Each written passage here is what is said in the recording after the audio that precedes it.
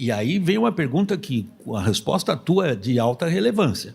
Se você tem alguma coisa que você está acostumado a fazer, é avaliar riscos e traçar cenários, sobretudo em economia. Qual é o tamanho do risco do Trump? Olha, eu acho, até agora, isso nos beneficiou, né? Curiosamente. Né? Os mercados são sempre muito complexos de analisar e a gente vai ter aqui na sequência um painel com 3 craques, que é o André, o Rogério e o Stuhlberg, e eu vou mudar de posição para ficar na confortável posição de entrevistador. E aí tudo será diferente. Você estava entrevistando o Pompeu. Mas o que eu acho... vamos pegar esse tema de tarifa, que eu acho que não existe nenhuma concepção pró-multilateralismo ou menos multilateralismo. Na verdade, é mais primário do que isso. Existe parte, principalmente dentro da Casa Branca, não dentro do Tesouro americano, mas uma concepção de que, olha, tudo que é déficit, na verdade, eu estou exportando crescimento, ou, em última instância, riqueza para alguém fora dos Estados Unidos. O que é uma concepção muito curiosa, né? Porque, se você pensar, os Estados Unidos têm déficit estrutural desde o início dos anos 70, e foi o país que mais cresceu desde o início dos anos 70, mais bem sucedido economicamente. Então, eu não vejo muito uma lógica nisso. Talvez esteja mais ligado a uma certa ideologia. No início do século passado, né, por volta de 1900, os Estados Unidos não tinham imposto de renda e tinha muito poucos impostos. Na verdade, o Estado se alimentava de tarifas. Era uma economia muito mais primária, muita importação, e tudo tinham tarifas de importação. Aos poucos, essa economia foi se transformando. Agora, tem muita gente dentro da Casa Branca que acredita que esse desenho é um desenho mais otimizado do que hoje. Bom, é uma crença, né? Eu não consigo ver uma prova real. E, pelo contrário, o que a gente vê de desenvolvimento é os Estados Unidos como uma sociedade de 300 milhões de pessoas, de classe média alta, sem desemprego, com a maior inovação do mundo e com todos os méritos, né?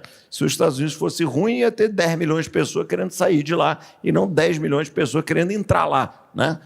Ruim é a Venezuela, que todo ano sai 1 milhão de pessoas de lá, né? Então, para mim, essa concepção ela é mais ideológica do que uma coisa muito planejada. Eu acho que vão ter muitas visões diferentes, como qualquer governo, tem vários segmentos. Eu acho que o secretário do Tesouro, por exemplo, que é um cara muito sofisticado, alguns aqui conhecem, não pensa exatamente assim, e muitas pessoas vão querer usar essa suposta guerra tarifária para tentar levar algumas dessas verdades se reverterem. Como eu disse aqui, né? Por que o TikTok funciona nos Estados Unidos e o WhatsApp não funciona na China? É uma boa pergunta, né? Você expressou uma série de preocupações que me parece que são centrais na sua maneira de analisar a situação internacional hoje, nas perguntas que você fez para o Pompeu. 2 delas me chamaram a atenção. Você pediu que ele dissesse a nós o que ele acha que vai dar com a China. E, imediatamente, você engatou uma pergunta sobre inteligência artificial. São 2 pontos nos quais as respostas dele são para lá de preocupantes. Em relação à China, basicamente, ele diz o seguinte: eles vão para o pau. Eles vão para o pau. Militar, comercial, política, tecnologicamente. Ele está traçando um cenário perigoso. Quanto à questão da inteligência artificial, a resposta dele também foi preocupante.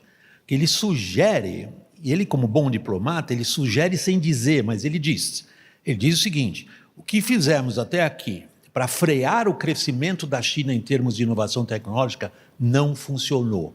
Nós vamos ter que nos esforçar muito apenas para manter a liderança. Agora eu volto para você, André.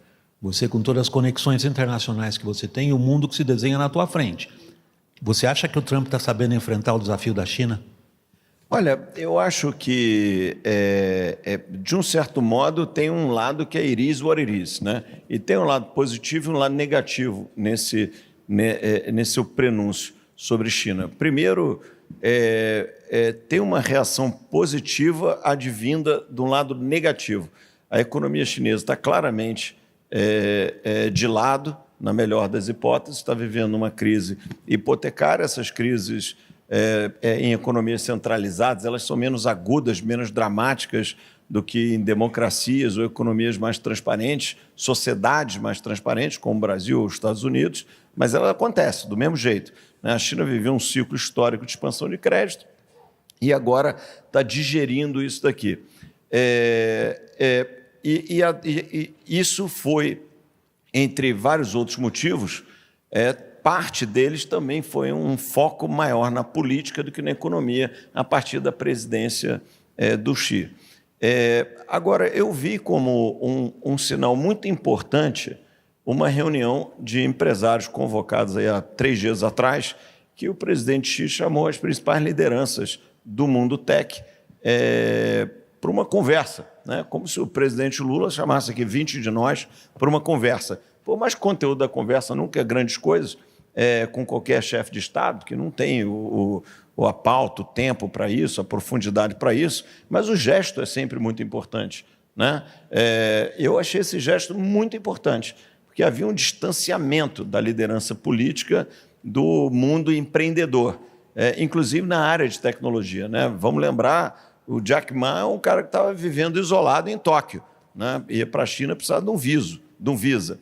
E ele estava lá na reunião com o presidente Xi. Então, eu vi um certo simbolismo, talvez por uma reação ao momento difícil e desafiador que a própria economia chinesa está vivendo, né? Nós vamos discutir isso aqui em mais profundidade. Existe uma grande discussão se a China está vivendo um processo de japanização, coisa que eu particularmente acredito que tem um belo grau de verdade.